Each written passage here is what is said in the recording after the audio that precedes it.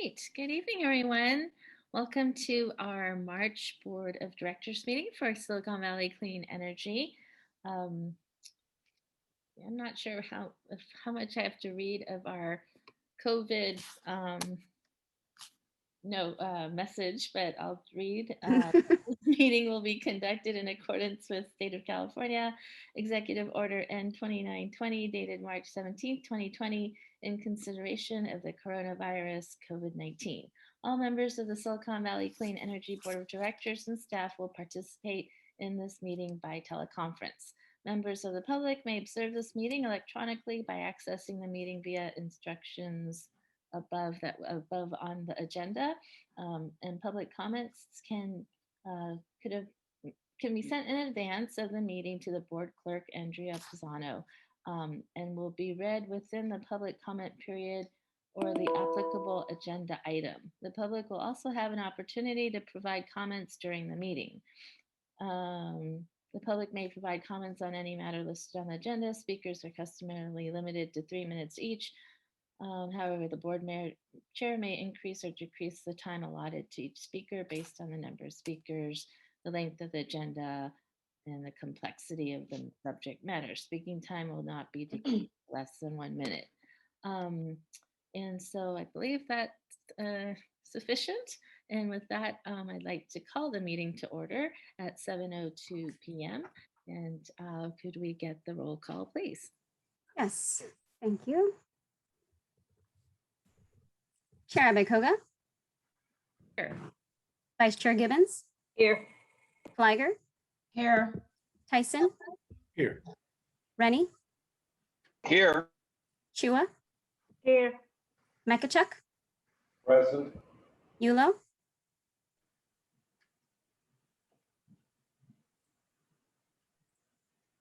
I saw him. It's sorry, I couldn't get to the unmute button. It disappeared. Here. Thank you. Walia. Here. Larson. Here. Ellenberg. Here. Thank you. And I will note that currently directors Willie and Hilton are absent, but we do have a quorum. Great, thank you. And I want to welcome member Mekachuk. I think this might be your first meeting with us, so welcome to the board. You. And with that, we will go to public comment on matters not listed on the agenda. The public may provide comments on any matter not listed on the agenda, provided that it is within the subject matter jurisdiction of SVCE. Speakers are customarily limited to 3 minutes, depending on how many, and I will, I guess, determine that based on how many speakers we have. And with that, do we have any members of the public wishing to speak on a non-agendized item? I do see one hand up. Mr. Bruce Carney, welcome. And let's see, I think you're on. You can begin speaking.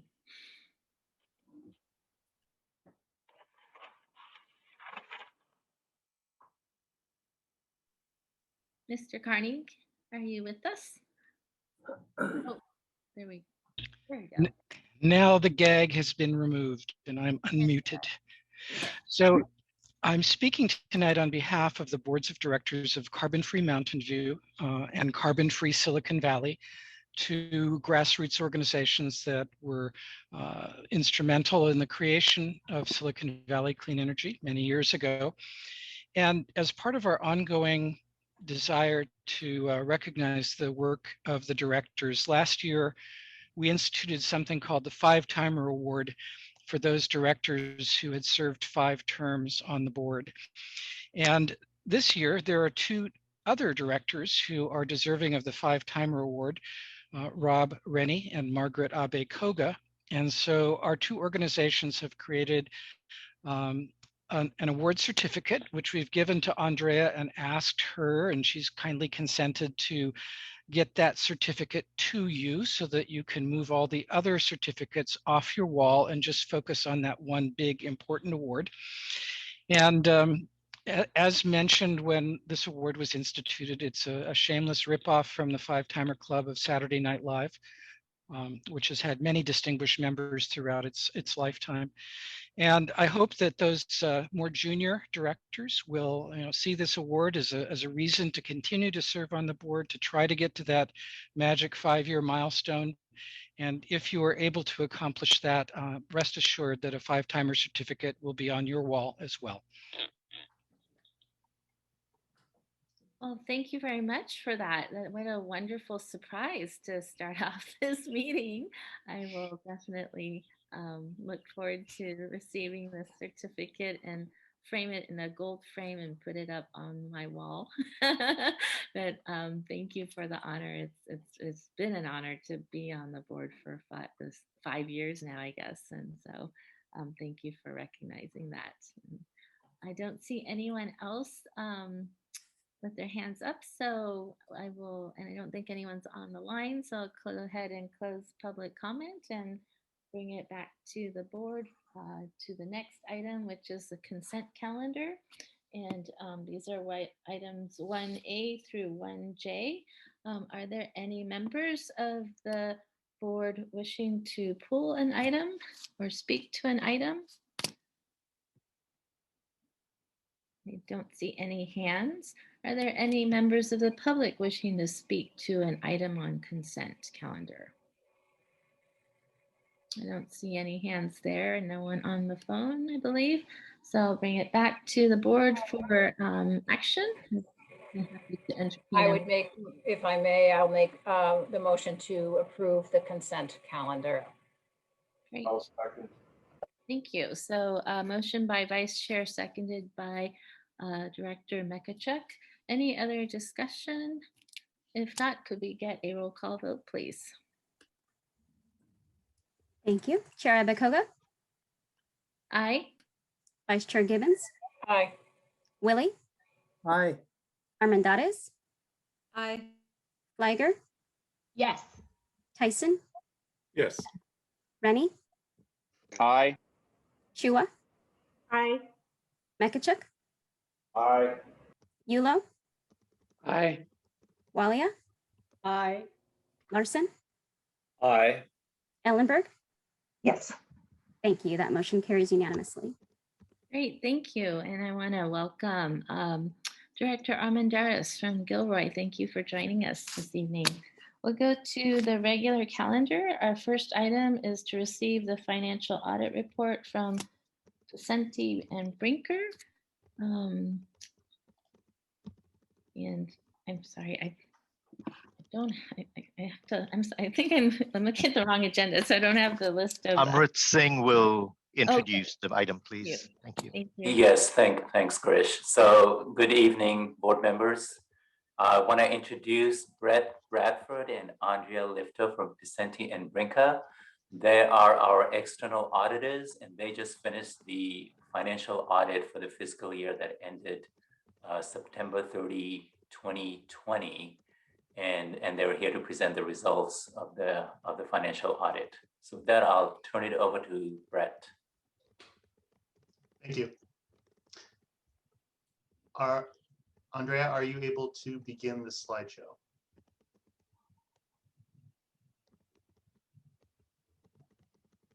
Thank you. And there's some of our introduction materials. This is our, I believe, our 4th year back doing the audit. We're happy to be back once again. And I am presenting tonight with my colleague, Andrea Lifto, who was the engagement manager.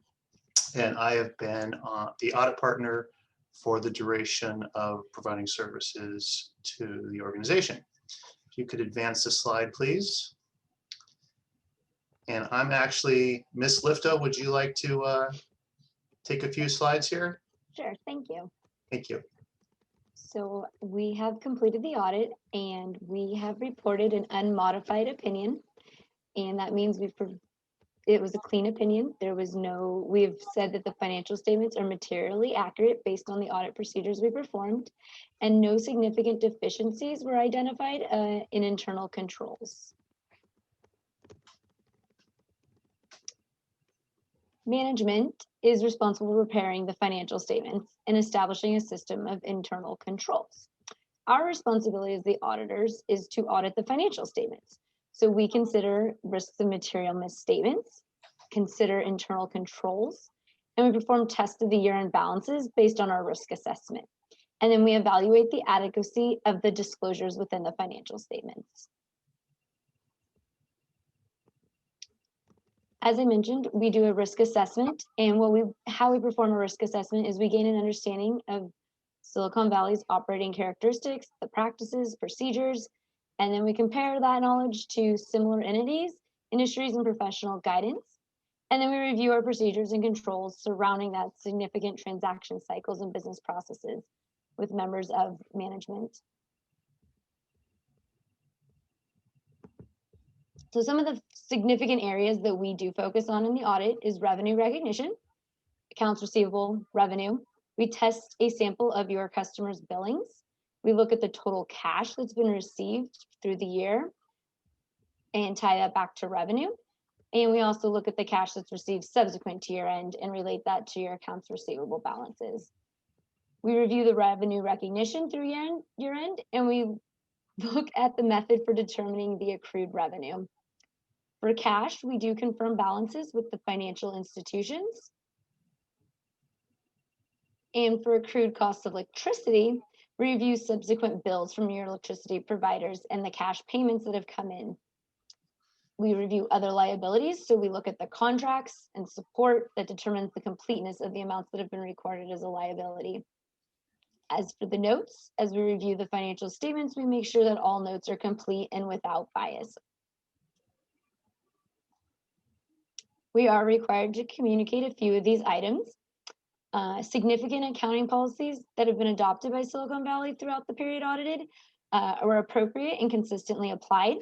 There was no alternative treatments of accounting principles for material items in the financial statements, and there was no discussion around any alternative treatments either.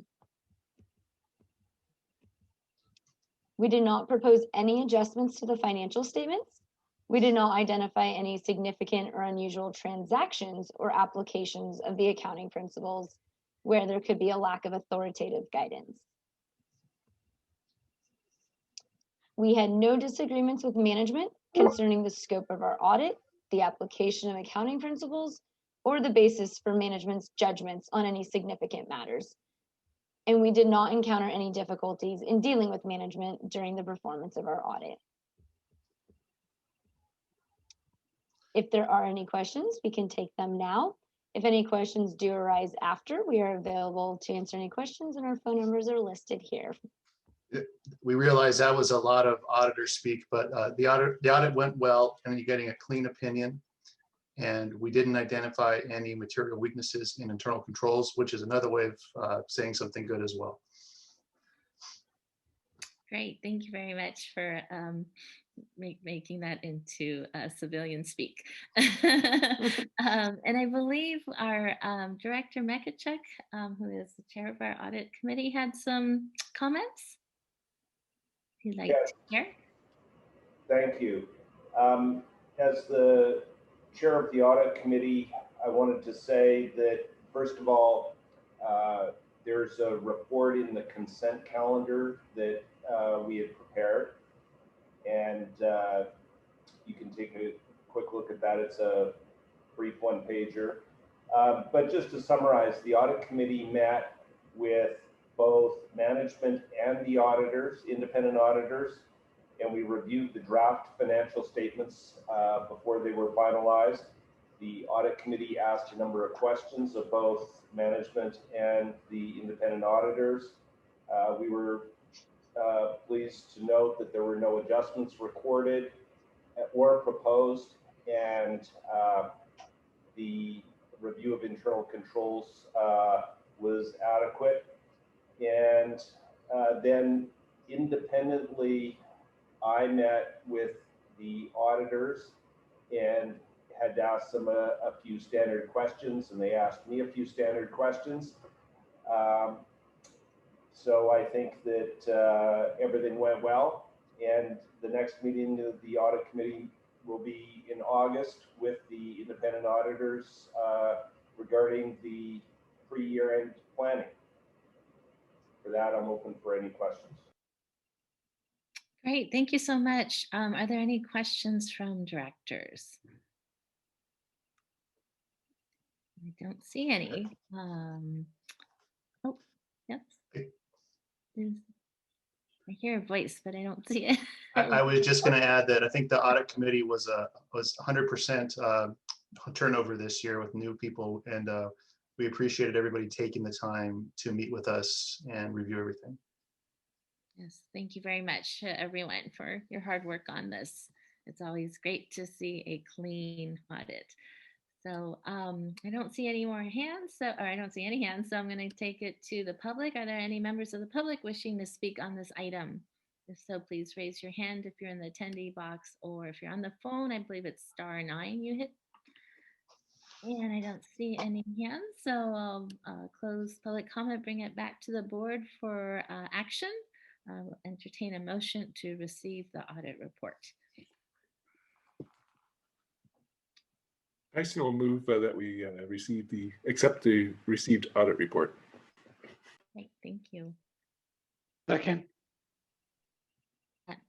Director Willie or Director Yulo? Director Yulo, was that you? Okay, thank you. Yes, it was. Thank you. So a motion by Director Tyson, seconded by Director Yulo. Any other discussion on this? If not, could we get a roll call vote, please? Chair Abekoga, Aye. Vice Chair Gibbons, Aye. Willie, Aye. Armendariz, Aye. Fliger, Yes. Tyson, Yes. Rennie, Aye. Chua, Aye. Mekachuk, Aye. Yulo, Aye. Walia, Aye. Larson, Aye. Ellenberg. Yes. Thank you. That motion carries unanimously. Great, thank you very much. And again, thank you to everyone who worked hard on this audit. We'll go on to item 3, our CEO report by our CEO, Mr. Girish Balachandran. Thank you, Chair Abekoga and members of the board. Have maybe a rather lengthy CEO report today. I'm going to introduce a new employee, and then I'll be making a presentation to you on some current and upcoming strategic issues. And we'll follow that with a short presentation by Melissa Charles and Amy Bailey on our efforts in the equity space.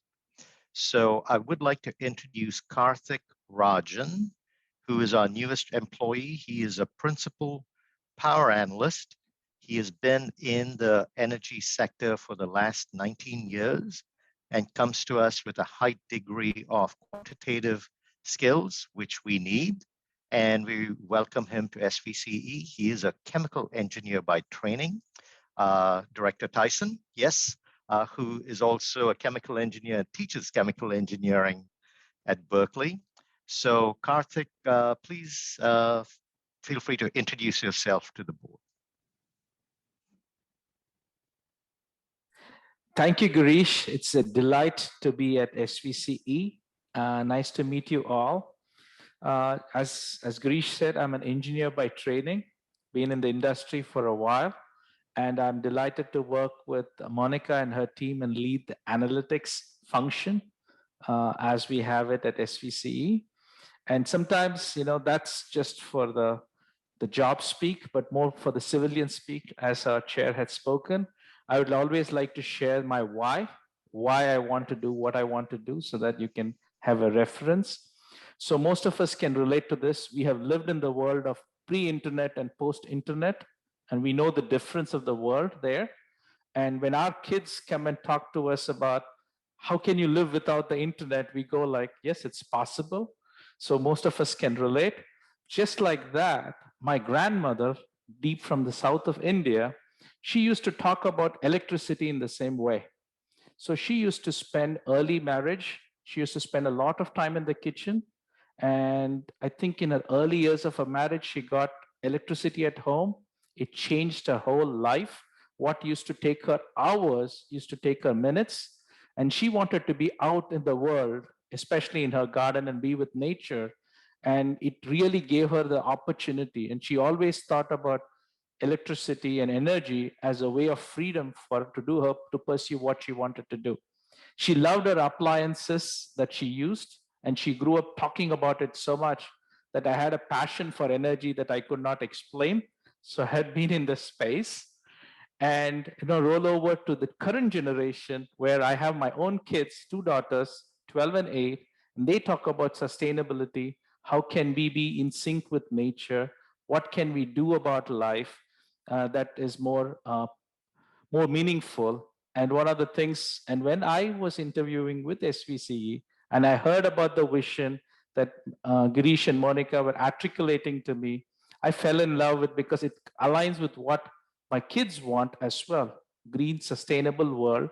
And here I am going to be not just talk about it, going to help it make happen at SVCE. So that was very exciting for me to join the team. I just wanted to share that with you. And thanks for the opportunity for meeting you all today. Thanks, Girish. Sure. Thank you, Karthik. You can see the warm welcome from our board in addition to all of us. So thank you. I'm going to ask, now moving on, I'll ask Andrea to pull up a slide presentation. I'm going to go through about 4 or 5 slides, but spend about 90% of my time on one slide. So I'll go through the first 4 slides rather quickly, and you can move to the next slide, Andrea. So the big picture for us in terms of our mission is shown on the right side with that downward facing green arrow. The bars show the emissions from transportation, buildings, and electricity. You can see the bottom part of each bar is electricity. That's the smallest part of our emissions. And we work in the power supply space, and we are also influencing in the building and mobility space. So that's our mission. Next slide. And we do this with the board, where we look at what's coming up and we figure out, okay, here's our strategic plan that then we can use to put our work plan together. And the last time we did this, we cut the strategic plan in half in terms of length, but there was still so many goals that we kind of distilled it to 5 focus areas that are listed over here. And today we'll talk to you a little bit on the equity side after my presentation. Next slide. And this is a kind of timeline of how you intervene and stay engaged in the strategic plan through whether it's setting my goals, working through the budget, and also updating the strategic plan. So that's how, when you look at the future, you are basically setting direction for SVCE through this kind of process. Next slide. So this is the slide I'm going to spend time on, and there's really no action that obviously it's a CEO report, it's information only at this point, but I wanted to lay out several issues that you're going to be seeing in the next months and maybe a couple of years. So I'm gonna, the takeaways, which I'll end my presentation with, are we are in a very good place financially and strategically, but there are headwinds that we are going to face over the next period, which I think is about 2 years. And that's because of just a number of changes happening. And if there's an ask of the board, there's going to be a lot of engagement with you in terms of developing policies and adapting to these changes so we can continue to be in a good place. COVID-19 customer debt. When the pandemic struck, we basically stopped all disconnections of our customers, and this is for utilities across the state. The issue that all utilities face right now is that emergency order is ending in June of this year, and the customer debt that has been accrued since we went into shutdown has continued to grow. The investor-owned utilities together have more than $1 billion worth of debt.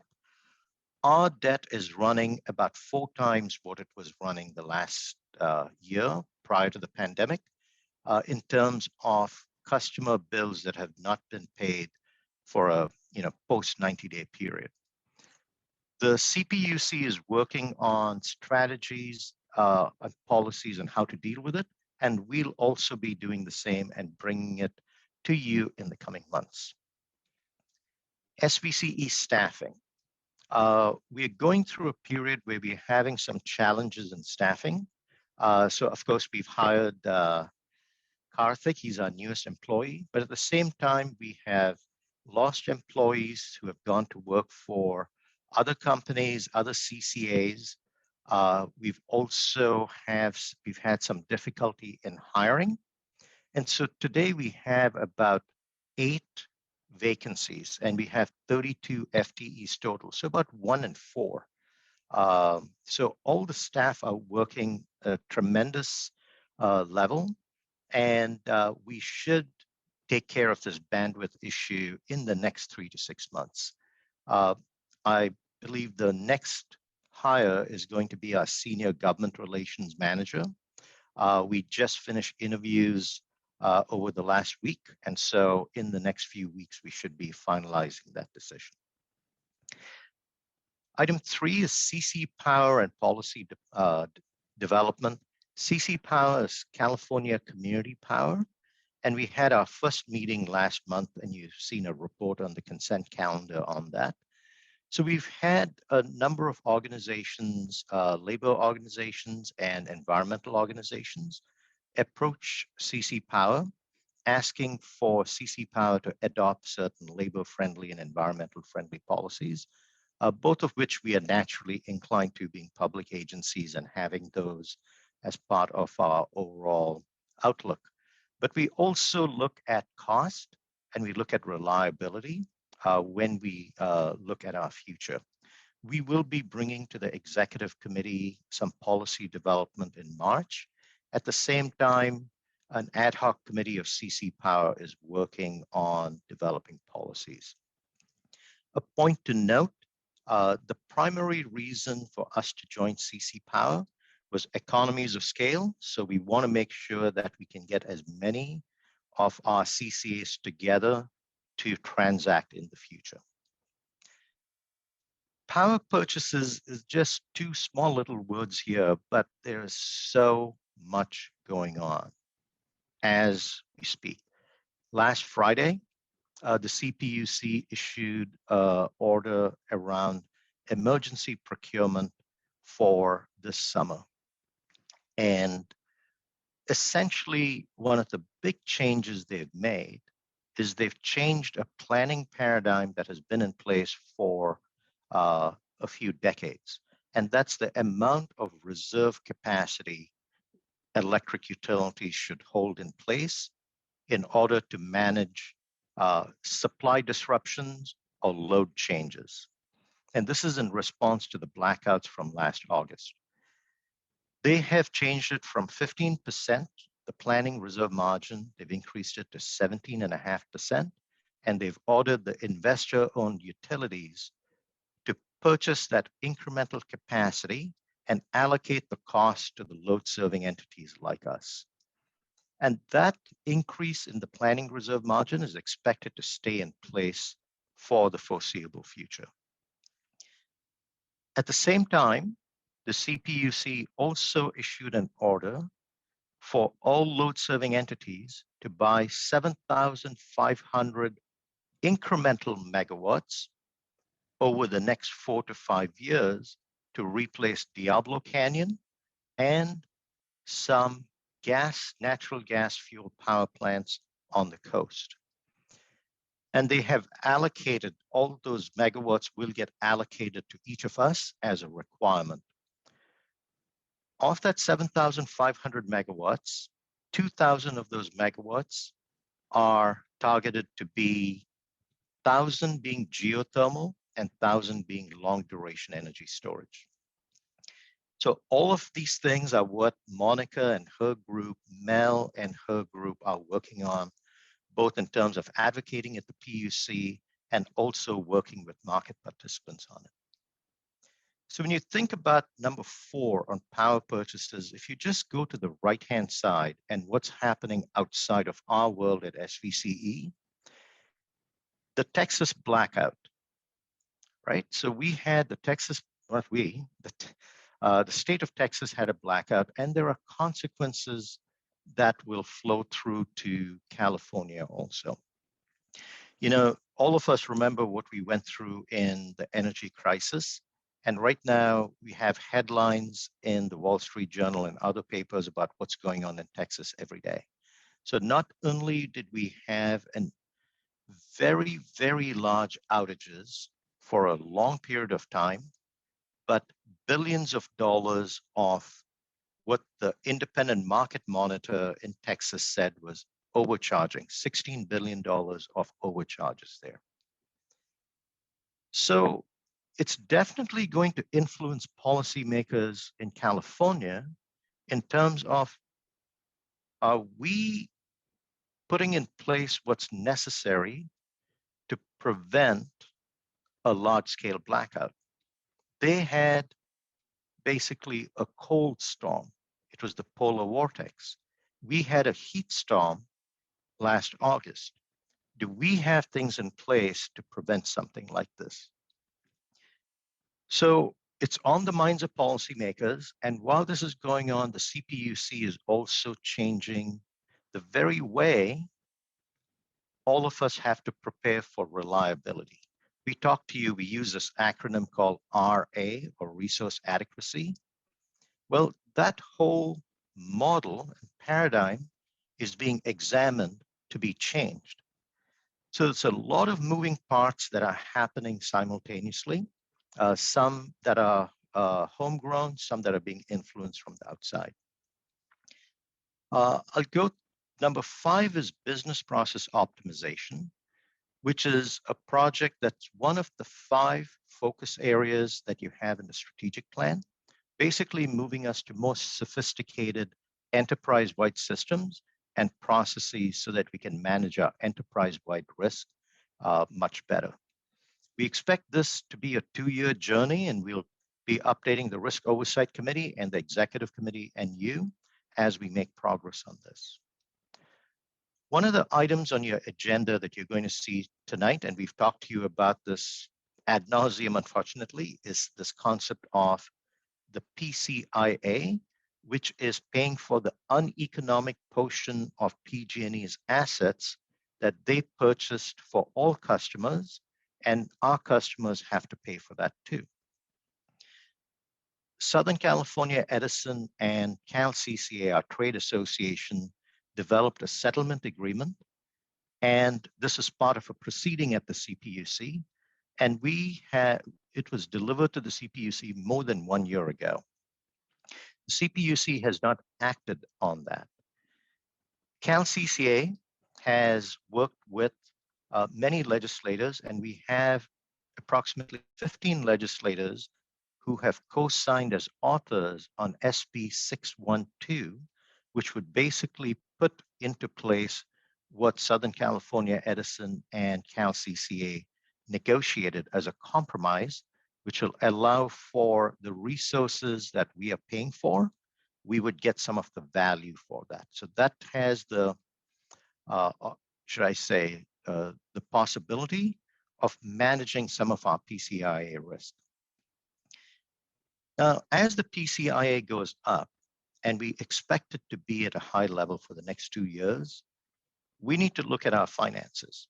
And so over the next several months, Amrit and myself will be coming to you, talking about, all right, what are the different ways you can manage our finances? Are there trade-offs you want to make in terms of where you think you could increase revenue or where you think you can reduce costs? So we will be providing you a number of options on that.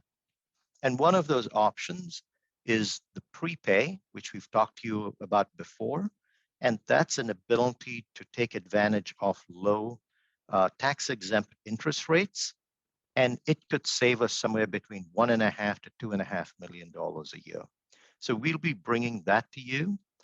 In fact, as early as April, we'll bring you a contractual agreement, and then the transaction documents closer to the June, August time period. So those are the things that are going to come up. On the right-hand side are the external kind of trends. In the last 2 weeks, there were 2 major reports released around carbon reduction and electric rates. Carbon reduction, the state auditor wrote a pretty critical report about CARB, which is the California Air Resources Board, saying that CARB had overstated the emission reductions that were being claimed in California.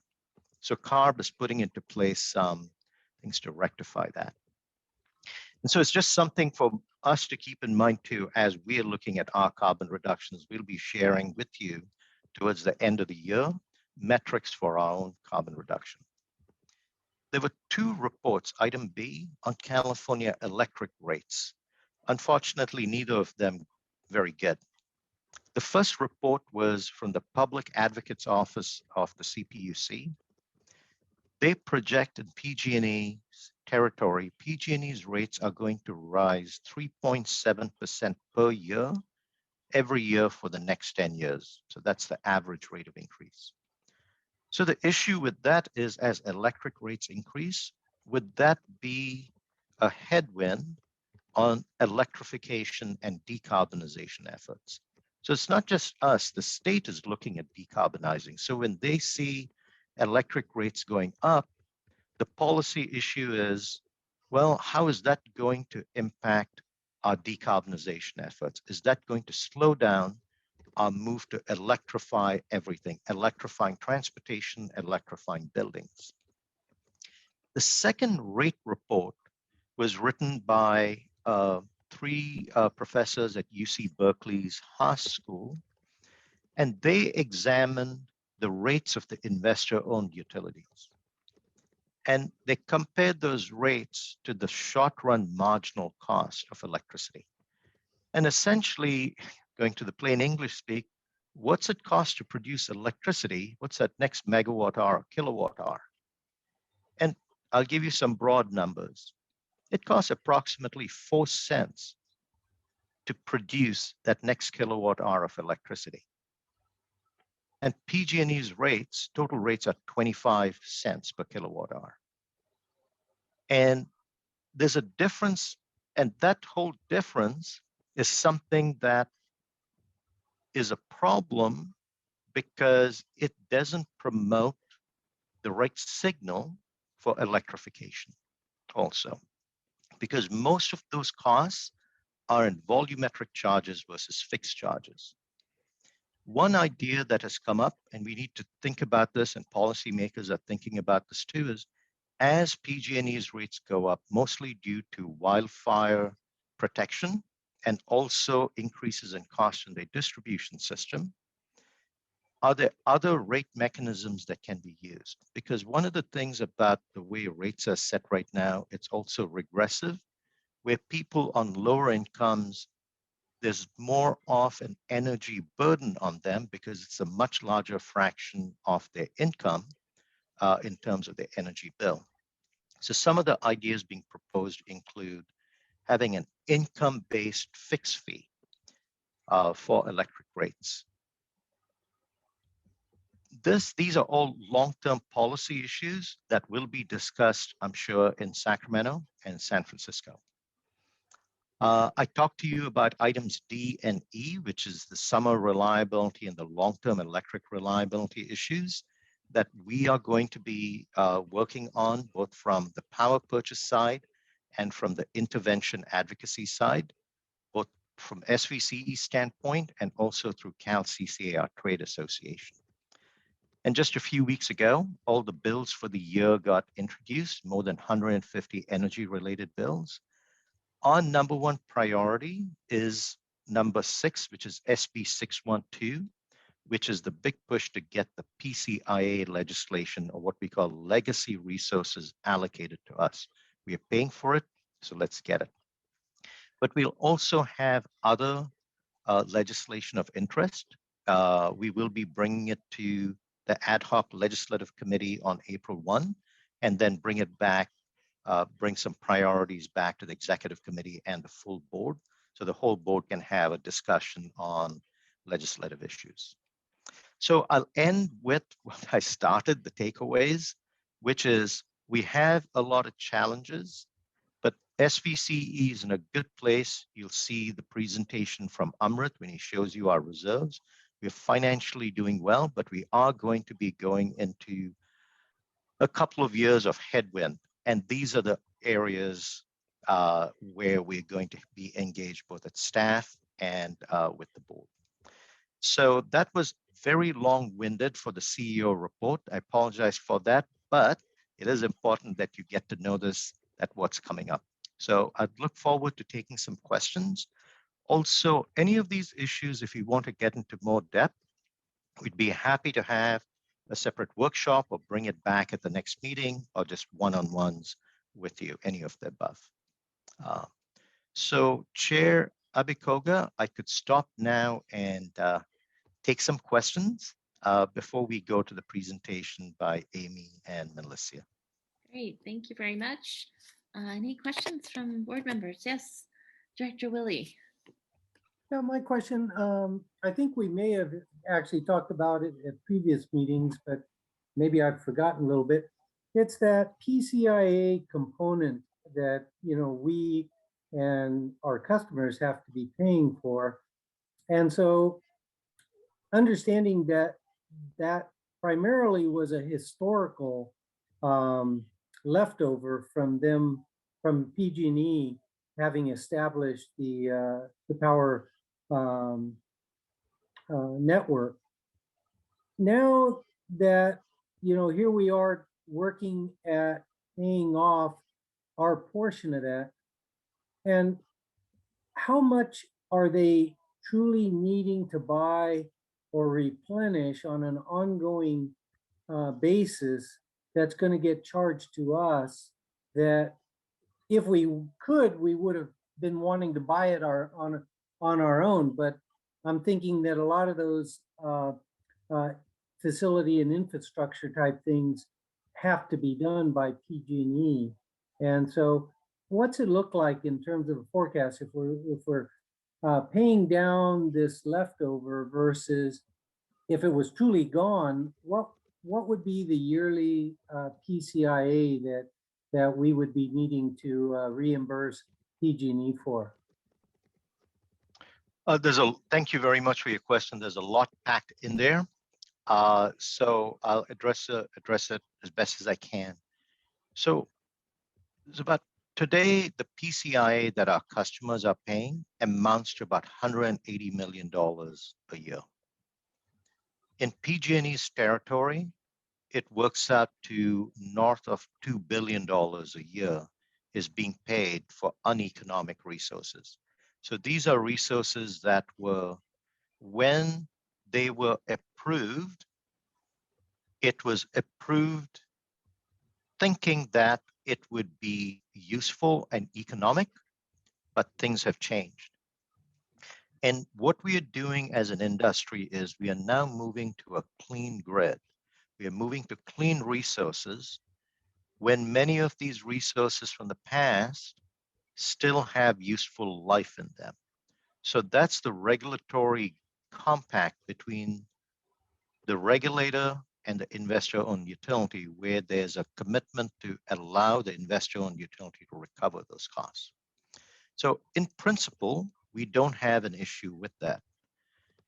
However, the way in which that number gets calculated and the way in which value gets provided to our customers is something we have big problems with. And whether, you know, right from the data that is used to calculate the PCIA is very much in a black box. We don't get to see the data. We are paying for these resources. We have next to zero say in how these resources get utilized. And so those are some of the issues that we have with it. This SB 612 will fix a part of the problem. It doesn't fix all the problem. Maybe just a follow-up question. So do we have yeah, it's a black box and we don't know what's in it. but do we have an idea of what the ongoing additional PCIA that will get tacked on, as we whittle away at that? I think, $2 billion expenditures by them, but I think that goes way beyond Silicon Valley Clean Energy's Yes. domain.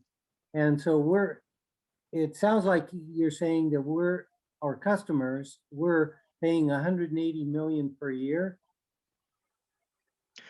This year, 180. We Yeah. expect that to continue for the next couple of years. In 2024 and 25, we expect it to come down by about 25% when the Diablo Canyon power plant gets shut down. We also expect that the PCIA will continue for about 20 more years. Wow. Okay. And going to the first part of your question of, are there additions to it? No, there are no additions to it. The way the PCIA works is the day that we got created. So when we started our agency in 2017, any cost that PG&E incurs after 2017 to maintain their generation plants did not get added to our bill. So the PCIA, sorry, I get technical here, it's called a vintage. We are a 2017 vintage. And so any cost that PG&E has incurred on power plants post 2017 should not be allocated to us.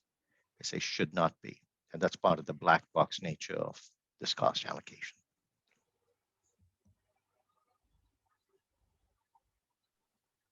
Anything else, Director Willie? You're good. No, I think that, I guess, refreshes my memory, but, helps me to get more up to speed on that. And it's nice to hear that as of 2017, that there really is no more accumulating or ongoing additions. So it's great, and disappointing that it's going to take us 20 years, to pay off the outstanding portion that they feel we owe. But that being said, at least we know the reality there, and look forward in 20 years to making it go away. But okay, thank you so much for the description. Thanks. Great. Thank you. Other directors, any questions for our CEO? Stay tuned. I will say this, we'll probably be going over this, as mentioned, for the next several months, and a lot of tie-in with our budgeting that we'll be discussing next. So yes, stay tuned. Well, sorry for that super downer. Thank you. And I will now hand it over to something more uplifting. I'll hand it over to Amy and Melissa to talk about our equity efforts. Thank you, Girish. Hello, everyone. Great. So we are going to talk about equity, and we're going to split it up into different pieces. I'm going to talk about our supplier diversity report, which SVCE recently submitted to the CPUC. And then I'll turn it over to Amy to just talk about our focus on equity more generally and our program offerings as well. So supplier diversity report. So the Supplier Diversity Report is ordered by General Order 56 or GO 156. So you'll hear that term when you hear GO 156, it basically means supplier diversity. It's a long-standing rule, 35 years to date, that was established by statute and required originally the IUs to report on procurement of products and services awarded to women, minority, disabled veterans, and LGBT enterprises, which became a very, very long acronym, which I'm not going to repeat. I'll just say diverse business enterprises. In 2019, Senator Bradford established SB 255, which extended this reporting requirements to CCAs. And This year was our first year to file our reports. And as I said, we filed our report last week on March 1st. Next slide, please. So I don't want to go in too much detail, but I want to talk a little bit about the highlights of the report. And the first highlight is representation in SVCE leadership. So just talking about the board, talking about you all, over 50% of our board are women. 50% of our board are people of color. And similarly, when we look at staff and leadership within staff, 50% of the leadership team, meaning the directors, Garish and Amrit, are women, and 2/3 of our staff leadership are people of color. And this does not also talk about the vast representation we also have with our broad SVCE staff in general. So we were very proud to report that. When it comes to our supply chain, SVCE is currently contracting with 4 diverse suppliers, 2 minority-owned business enterprises, and 2 women business enterprises. When we look at power procurement, we don't currently contract with any known diverse suppliers. And unfortunately, while this report is statutorily mandated, there's another statutory mandate that was established with Proposition 209, which is enacted in the 90s, which prohibits SVCE and other public agencies from giving preferential treatment to diverse suppliers. So we are sort of doing a little bit of a balancing act in terms of making sure that we are reporting on diverse suppliers and trying to expand and diversify our supply chain, but also make sure that we're complying with the rules with Proposition 209. And so one of the ways we're trying to do that is we've started to request data from participants in terms of participants of our energy RFPs and RFOs. This is something we started last year and something we're continuing on through 2021. And hopefully that will help inform who our suppliers are and can help us strategize in terms of expanding our supply chain in the future. And then when it comes to SVCE programs, SVCE, as you all know, is very data-driven in terms of how we develop and augment our program offerings. And this is no different when it comes to equity. And so in the past, SVCE has used data to basically understand its communities, specifically its vulnerable communities, its low-income communities. Amy will talk a little bit about that more in the next couple of slides, but this is something that is very much a key driver in terms of how we make sure that we're reaching all our community members and targeting our programs to meet their needs. And then one thing I also wanted to note in terms of our programs, several of our Innovation On-Ramp grant awardees are minority, women, and or LGBT-led businesses. So this is a somewhat slightly like not part of the supplier diversity sort of supply chain, but it is, when it comes to the broad sort of equity lens, it sort of speaks to SVC's inclusiveness in terms of who we partner with and who we work with. And, sorry, my headset just fell out. And that's basically it. I will turn it over to Amy, and I guess we can answer questions after that. Great, thank you, Mel. Good evening, Chair, Vice Chair, and Directors. I'll add a few more comments here, but I'll keep them very brief. I'll just summarize some of the foundational work we've been doing that we carried out that focuses on equity, as well as the plans for 2021. So in 2020 and before, we focused on kind of 3 categories of activities that relate to equity, specifically establishing tools. One example of that is integrating equity metrics and indicators into our internal customer databases so we could track and understand our diverse community base. Another area is processes. An example of that is specifically evaluating various ways in which we could systematize the use of those tools in program design, development, marketing, and evaluation. And we've also performed a significant amount of analysis. For instance, on the next slide, one type of analysis was to look at a variety of different equity metrics or indicators to understand which ones are the most descriptive and can capture the characteristics of our community related to vulnerability and barriers to access. And so this slide shows how one equity indicator, specifically DAC or Cal and Virus Screen Disadvantaged Communities, compares to another one, SVCE, Socioeconomic Vulnerability Index. And as you can see from the images, one of these does a little bit of a better job at capturing really the diversity of our community, and that's the equity indicator that we've used for other work, SVCE in specific.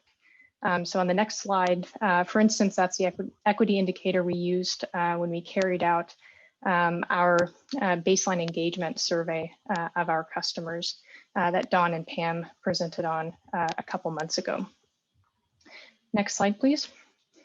And as well as the customer engagement survey, which was carried out and presented earlier this year, we've also made a significant progress on several equity-focused programs, including, for instance, community engagement grants, several pilots and programs focused on EV charger infrastructure build-out in multi-unit developments so that there's reliable access for renters and those in multifamily housing to charging.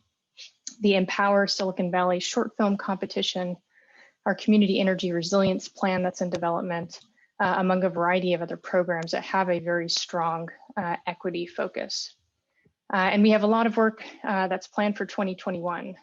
First, we hired Jessamine Allen, who is our latest decarb analyst that's going to help lead and coordinate equity efforts across the organization and across the programs team.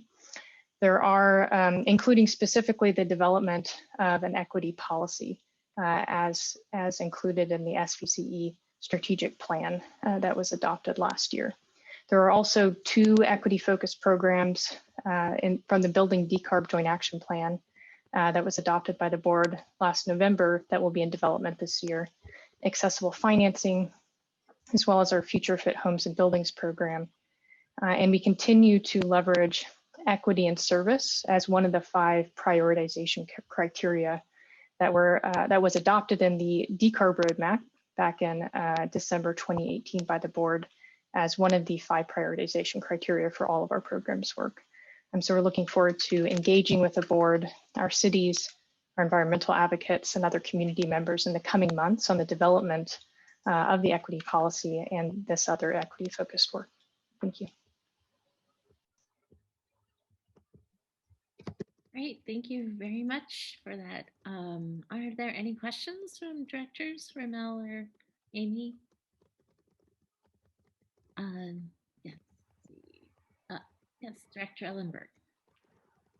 Thanks. I just want to really appreciate this work. It's so important to be a model where we are integrating equity into everything that we are doing. It's not its own separate category or box that's checked that's not part of all of the work that we do. So it makes me very glad to see that. I also really appreciate that that we are taking a little bit of a financial hit ourselves in order to keep our product more affordable to more people. I know that not every CCA is doing that, and I think that it is to our credit, even though it is a short-term revenue reducer. And I just want to express appreciation for the staff and leadership at SVCE for operating in this way. Thank you. Any other questions or comments? Yeah, I would echo that. I think I was really impressed very early on.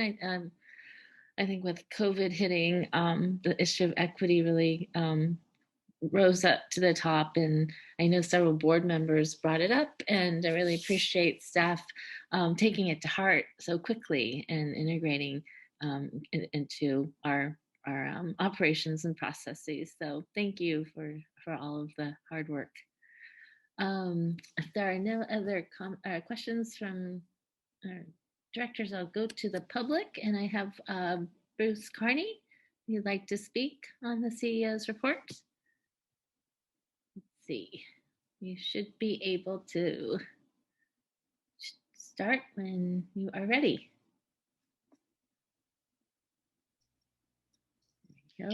Thank you. So we all know why Girish's hair is getting grayer every month. I have a question. I think I raised this in the executive committee meeting or possibly last month. It had to do with what happens when a customer doesn't pay SVCE. So I found the document that I had been thinking about. This is the implementation report that SVCE filed with the state when it was just getting started. I'm going to read you most of a single paragraph because it's got some very interesting information which prompts some questions. So it says, pursuant to current CPUC regulations, SVCE will not be able to direct that electricity service be shut off for failure to pay SVCE bills. However, PG&E has the right to shut off electricity to customers for failure to pay electricity bills. And PG&E Electric Rule 23 mandates that partial payments are to be allocated pro rata between PG&E and the CCA. In most circumstances, customers would be returned to utility service for failure to pay bills in full, and customer deposits, if any, would be withheld in case of unpaid bills. PG&E would attempt to collect any outstanding balance from customers in accordance with Rule 23 and the related CCA service agreement. The proposed process is for 2 late payment notices to be provided to the customer within 30 days of the original bill due date. If payment is not received within 45 days from the original due date, service would be transferred to the utility on the next regular meter read date unless alternative payment arrangements have been made. So, end quote. The questions that arise from that are these. Is it really true that the non-bill paying customers will in fact be lost to SVCE and transferred to PG&E unless they pay their bills in full? Is it really true that PG&E has the right to shut off electricity, but is not mandated to do that? And I'm sort of setting aside the temporary no shut off rules from the state. In essence, if they have the right to do it but don't do it, it's SVCE's revenue that takes the hit, not PG&E's revenue. And given the gamesmanship between PG&E and the rest of the universe, that is of concern to me. And then my last question is the reference to deposits, if any. It's been 30 years since I started service with PG&E, so I've forgotten if I ever made a deposit or how much it was. But I've never heard SVCE talk about deposits that its customers have paid it, so that we can use them in case they stop paying their bills. And I'd be very interested in hearing more about all of these topics, either tonight or at a subsequent meeting. Thank you. Any other members of the public wishing to speak? I don't see any more hands, so I'll close public comment. Mr. Girish, do you have a answer Yeah, for Mr. Carney? I think at the level of detail of these questions, we'd be happy to approach Bruce directly and deal with it, because there are many moving parts about pre-pandemic, what we have right now, and what we've done. So we'll reach out to Bruce tomorrow and have his questions addressed. Great, thank you. All right. There are no other comments. We will close this item and move on to item 4, which is approval. If I may, sorry, I was thinking we'd have a little more discussion. Just wanted to also say, as Director Ellenberg, Supervisor Ellenberg said, this has been a really growth area, a growing understanding of the board and the role and responsibility in the strategic plan of Silicon Valley Clean Energy. And it is, the presentations have over the last years been building on this topic and been educating me certainly, but providing, as we phrase it, data-driven information that is really critical to understanding what equity means. And as we go back, and as it comes up in the future on the director's report, there's going to be a lot of information about how energy is priced. And I think I'll digress and say that I did listen to the Haas School presentation of the one report. And I would recommend that everybody listen to it, because it really was an eye opener for me on how to think about electric rates differently than I do. And it is something quite serious for us going in the long-term future about equity and the cost of power. Thank you. Anyone else? Sorry, I didn't mean to cut it off too soon. No. All right. I think we are set then. Thank you very much, Mr. CEO. We'll go on to item 4 now then, which is approval of the fiscal year 2020-21 adjusted operating budget and resolution amending the positions, chart, job classifications, and salary schedule. And our staff presenter is our CFO again, Mr. Amrit Singh. Thank you, Chair Abikoga. So let me begin with a little background on the budget. Andrea, next slide, please. So as a background, the board approved the budget for this current fiscal year, which runs from October 2020 to September 2021. The board approved the budget in September of 2020.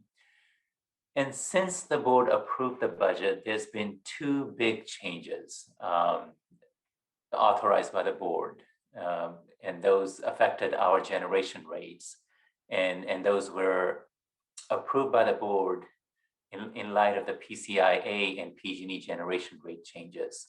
So the first one that the board approved was in December for the then upcoming change in January, when PG&E increased the PCIA rate from 3.2 cents a kilowatt hour to 4.25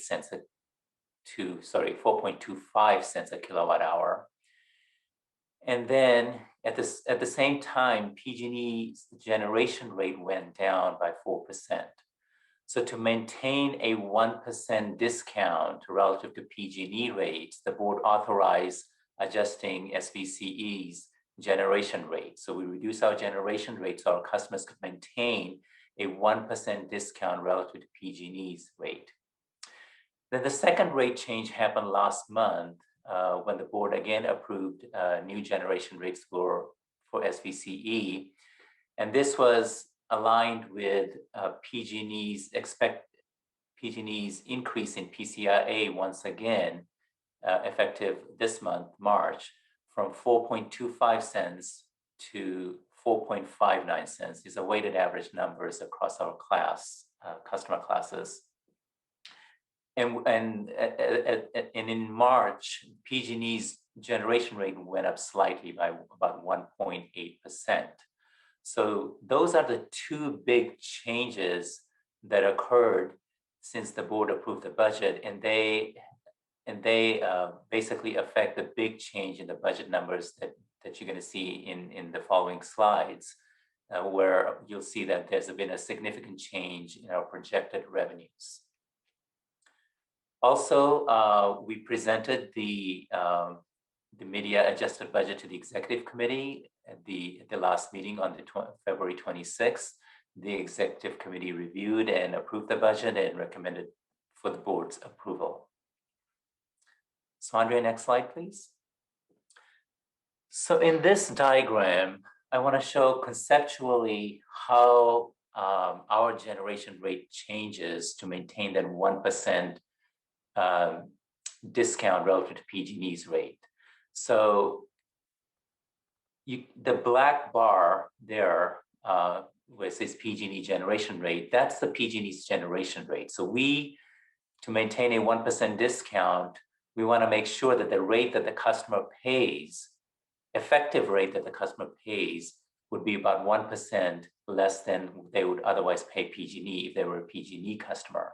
And what the customer pays us is the blue box which is the SVC generation rate, and then they pay the PCIA that we talked about, and PCIA is paid directly to PG&E. That's not something we collect or affects on our books. But being a CCA customer, our customers have to pay the PCIA. So when we set the budget, we take into account what our rate is and what the PCIA is, and make sure that combination stays 1% below the solid black PG&E line.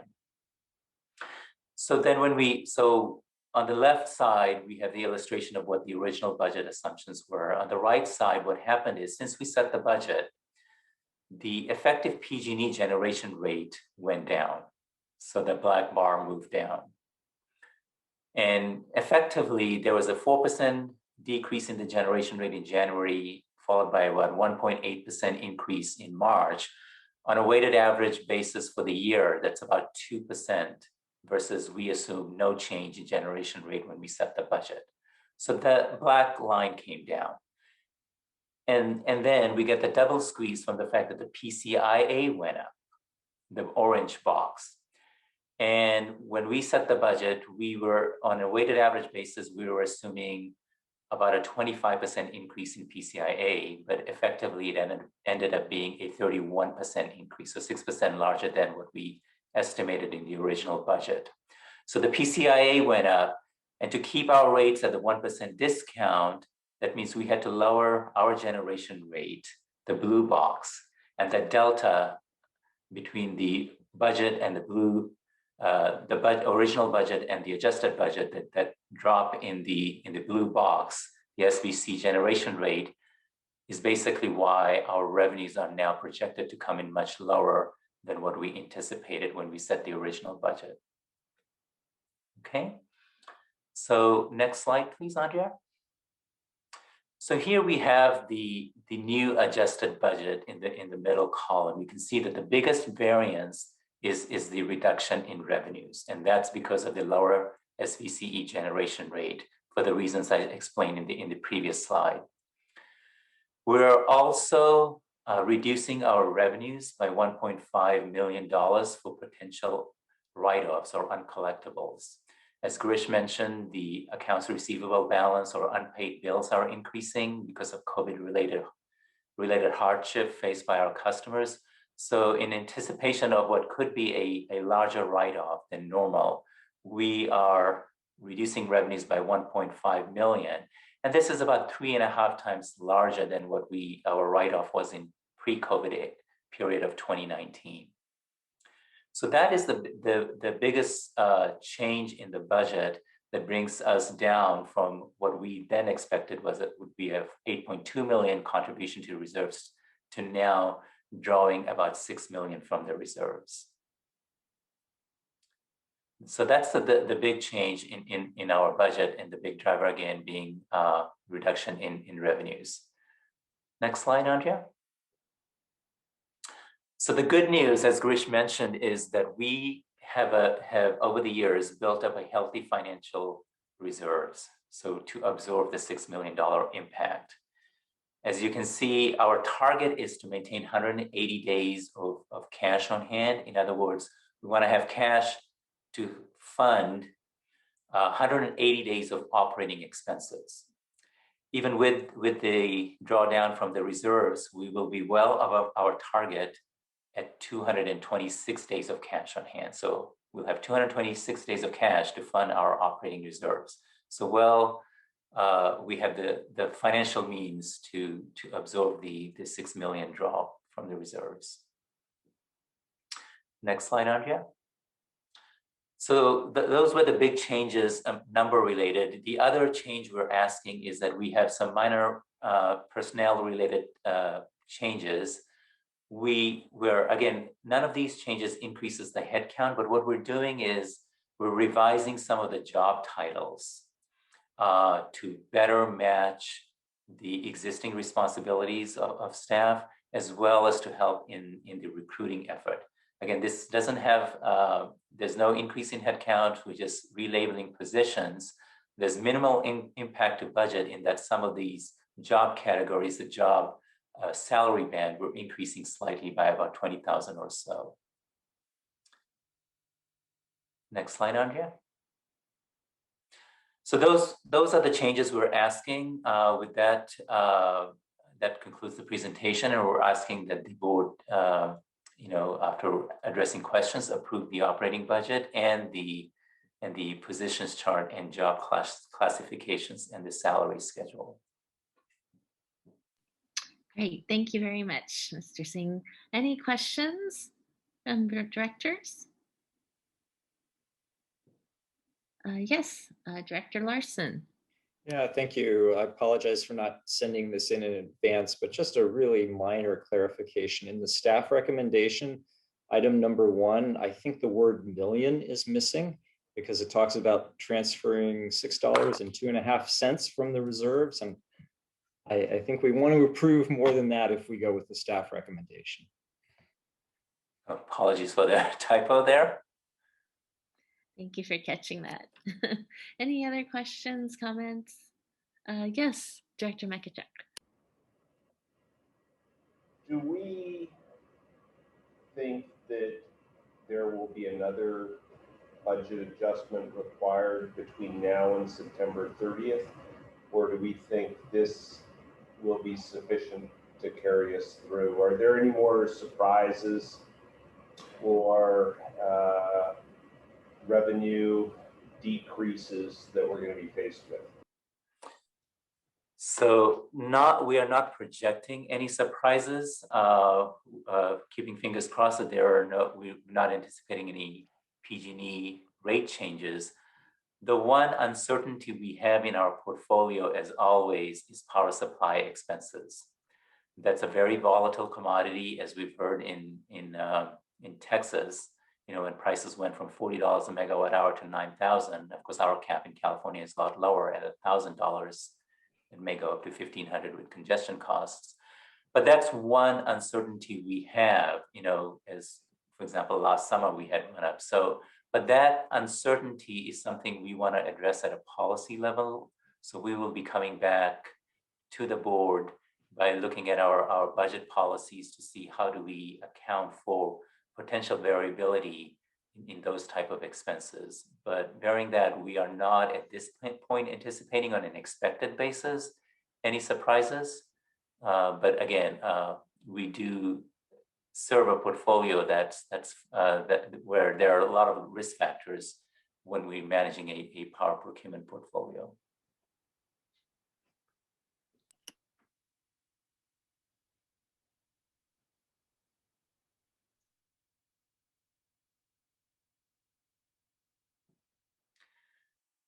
Chair, I recover your. Sorry about that. I'm going to go ahead and open this up for public comment. Any members of the public wishing to speak, please raise your hand if you're in the attendee box or *9 on the phone. And I don't see any, so I will close public comment, bring it back to the board. Any other discussion? And if I'm happy to also entertain a motion. Yes, Vice Chair. Yeah, I was just wanted to say that none of us, all of us who are on councils appreciate how difficult it is to figure out a budget and be able to manage it, and the amounts of money we're talking here and the complexity of it. I think staff's done an excellent job in putting the material together for us. And I really appreciated the presentation to explain the reasoning behind the revenue adjustments and the documentation of decisions in the past that have given us the reserves that we have and what the reserves can be used for in this type of case. So I appreciate the staff's efforts and the presentation tonight was very helpful and very clear. Thank you. Thank you. Any other comments? I would also say thank you for presenting the story in an understandable way. I think this might be the first time in my time that we're dipping into reserves, and admittedly that's always kind of a scary thing, but I'm always I'm reminded. I remind myself that that's the business that we're in. We're at the win somewhat of PG&E, and so it's it was prudent for our founders to set us up in a way where we have been able to build up reserves to this amount. And frankly, we probably will be, potentially experiencing this a few more times in the next couple of years. I know that, and that was what CEO presented earlier. There might be some other decision points we have to make, but seeing that we do have that cushion gives me a sense of some security. So thank you to staff for shepherding our finances, and to the board for making some good decisions early on. And yes, Director Ellenberg.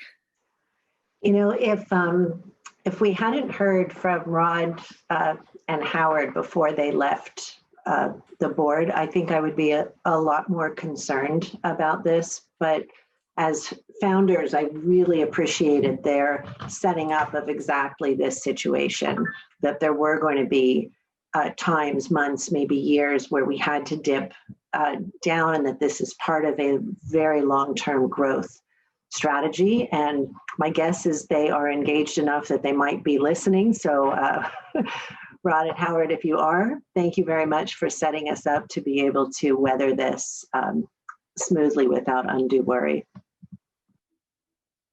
Thank you.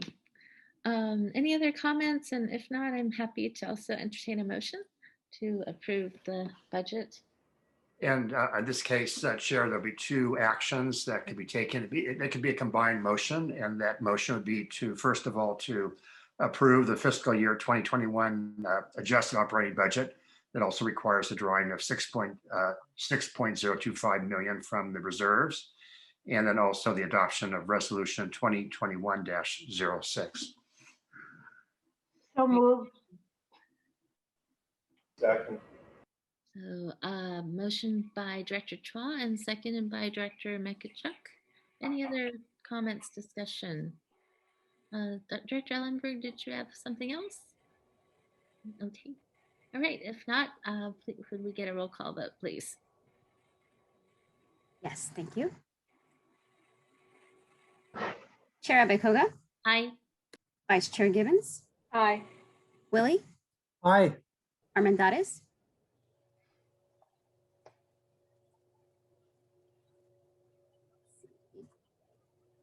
Armendariz. We can come back to you. Flagger. Yes. Tyson. Yes. Rennie. Aye. Chua. Aye. Mekachuk. Aye. Yulo. Aye. Walia. Aye. Larson. Aye. Ellenberg. Yes. And Armendariz. Aye. Thank you. And that motion carries unanimously. Great. Thank you very much. We will move on to item 5 to authorize the CEO to execute a 15-year power purchase agreement. And I'm sorry, power purchase agreement. And I'm not going to read the whole thing, but I will have our staff presenter, the Director of Power Resources, Monica Padilla. Welcome, Monica. Good evening, Director and Chair Abikoga. I was almost going to say good night, but not quite there yet. All right. Tonight, I'm asking for you to delegate authority to the CEO to execute a 15-year power purchase agreement with Angiola East LLC for renewable solar PV, along with storage and any necessary documents to affect that transaction. Next slide. Just to give you a little bit of background, we've issued several requests for proposals and requests for offers for long-term renewable energy. Our first one was back in 2018, and then we issued one in 2019, and then the last one in 2020. The Angiola, I refer to it as Angela, by the way, PPA or resource came about as a result of our 2019 RFP, which was issued back in April 2019. We pretty much went through the process of shortlisting and negotiating and executing all of the shortlisted PPAs or resources from the RFP, with the exception of the Angela Solar Plus Storage PPA. We were pretty close to bringing it to the board, and then we had the developer had an issue with gaining interconnection and permitting at the location, and so we had to put it on pause. But now we're bringing it here to you tonight for your approval. And just so you know, through the last RFP that we issued back in June 2020, you have already approved one solar only PPA back in January. That was the Atlas project. And we're still in the process of negotiating the other shortlisted resources and hope to bring them to you next month at the earliest. Next slide. So the Angela Solar Plus Storage PPA is owned by Samsung C&T Corporation. It'll be a new solar plus battery storage lithium ion resource. It is categorized as a bucket 1 or a PCC 1 renewable energy, and it comes with resource adequacy, mostly associated with the storage part of the project. It is a 15-year PPA, which is expected to start March 31st, 2023 and go through 2038 of March. It's located in Tulare County, which is a little bit east of Kern and Bakersfield area. It's a 20 megawatt solar PV system with a 10 megawatt battery with a discharge duration of 4 hours. And when executed, it will meet about 1.4% of our retail sales or our load needs on an annual basis. It is a fixed price contract for the expressed in dollars per megawatt hour for the PV, plus a battery capacity payment expressed in dollars per kW month with no escalator. The total amount should not exceed $35 million over the 15-year life of the contract. Next slide. This is one of the many resources, again, that we have executed in order to get to our long-term RPS or Renewable Portfolio Standard requirements under the state statute or law, SB 350. So under the that RFP that we talked about, the 2019, we've executed 6 in total for about 26% of our load, measured in 2024 needs, and adding up to about $775 million from this particular RFP. Next slide. In total, when you add it to the PPAs that we have executed through the first RFP that we issued in 2018, and then the current one that we're negotiating contracts under right now, the 2020 RFP, we will have executed before Angela gets transacted 41% of our load in 2024, or about $1.1 million. And then you can see if we add the Angela, that brings us to about 42% and about $1.19 billion. Next slide. So a lot, again, the reason that we execute these long-term contracts is because we have a certain annual RPS or Renewable Portfolio Standard requirements that are both set by the state and then also set by the board to exceed the state mandate. In addition to those annual requirements, we have a requirement to procure at least 65% of our RPS for a compliance period from resources under contract of 10 years or longer, or what we call long-term contracts. So if you take the RPS by compliance period, say for compliance period 4, which is the one that we're currently in, it goes from 2021 through 2024, our RPS is 40%. So 40% of our retail sales has to be through Renewable Portfolio Standard eligible resources. And those include wind, solar, geothermal, small hydro, and biomass. Now, 65% of that gets us to a 26% minimum requirement for that compliance period under long-term contracts.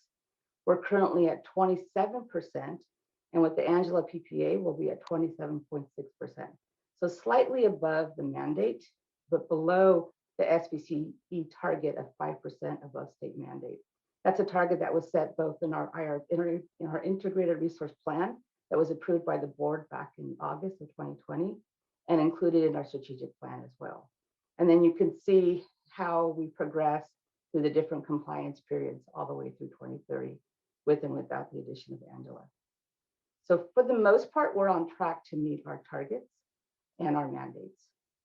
Next slide. Here you can see how our progress towards achieving our annual RPS requirements.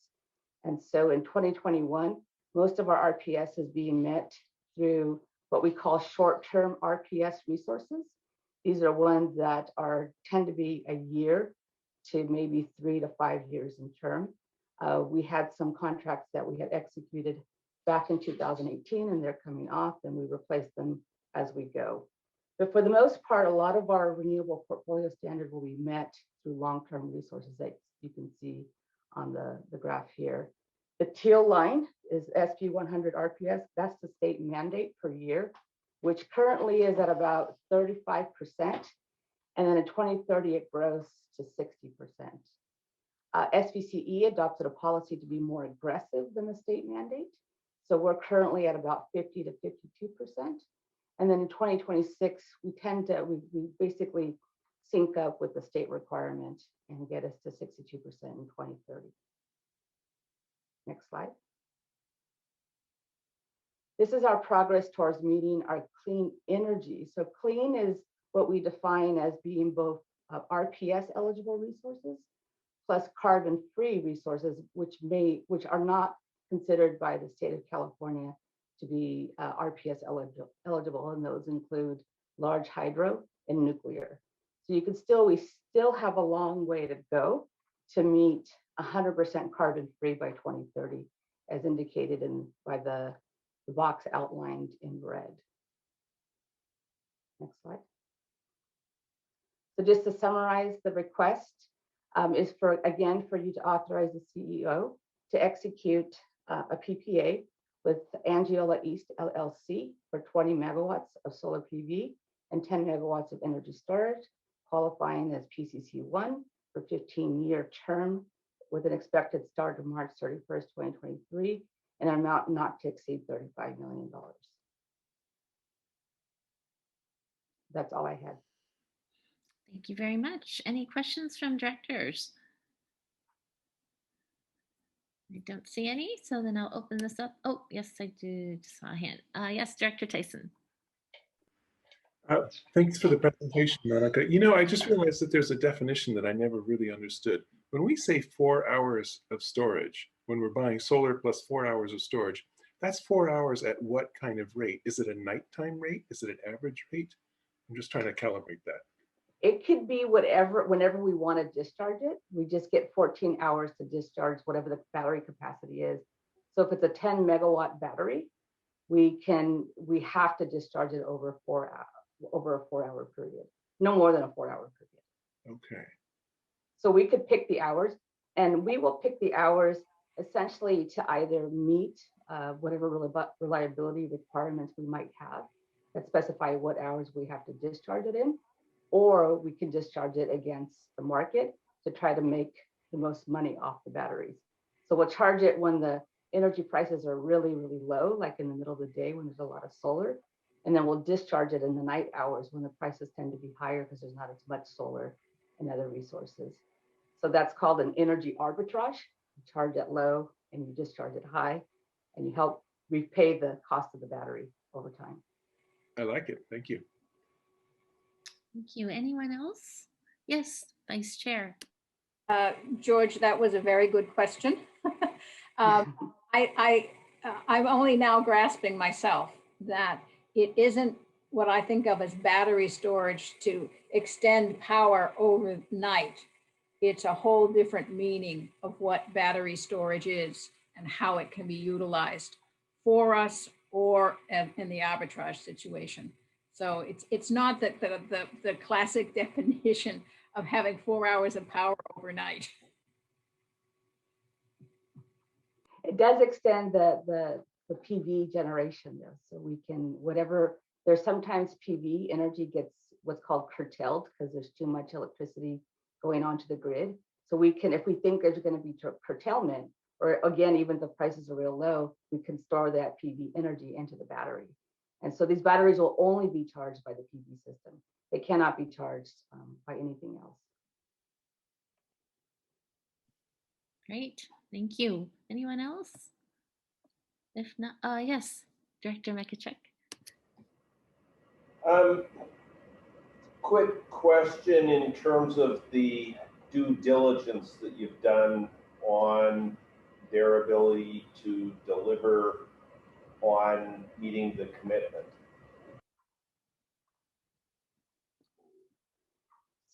So let me see if I understand the question. So all renewable resources, whether it's solar or wind, has performance variability. Like they can only perform when the sun is shining. But our contracts have provisions in them that set minimum guaranteed energy delivery from the resource. And when that doesn't happen, then the developer has to pay us performance assurances. And so those are very standard in all of our contracts because we recognize that you can have an expected generation, but that's not likely going to happen because again, it's subject to weather conditions. So we build in mechanisms that are really more financial mechanisms in our contract to make us essentially whole in the event that these underperform on a consistent basis. And in order to mitigate the risk of not complying because we have resources that underperform collectively, we procure more than what we require by state mandate. So we have some margin there to adjust to deal with those underperformance and possible delays in construction and everything else. Great. Anyone else? If not, I will go to public comment. Any members of the public wishing to comment on this item, please raise your hand or hit *9 if you're on the phone. And I don't see any, so I will close public comment, bring it back to the board. Any other discussion? And if not, happy to entertain a motion. I'll make a motion. Second. Thank you. So the motion by Vice Chair, seconded by Director Ellenberg. Do we need to read this, Mr. General Counsel? No, for the purpose of motion here, we can just say that the motion would be to approve the staff recommendation. Great. The motion is to approve staff recommendation. As is the second. Thank you. Any other discussion? If not, can we get a roll call vote, please? Thank you. Chair Abikoga. Aye. Vice Chair Gibbons. Aye. Willie. Aye. Armendariz. Aye. Thank you. Flagger. Yes. Tyson. Yes. Rennie. Aye. Chua. Aye. Mekachuk. Aye. Yulo. Aye. Walia. Aye. Larson. Aye. Ellenberg. Yes. Thank you. That motion carries unanimously. Great, thank you very much. That concludes our regular calendar. Are there any board member announcements or direction on future agenda items? Don't think I. Oh, If I Mr. Chair? Yes.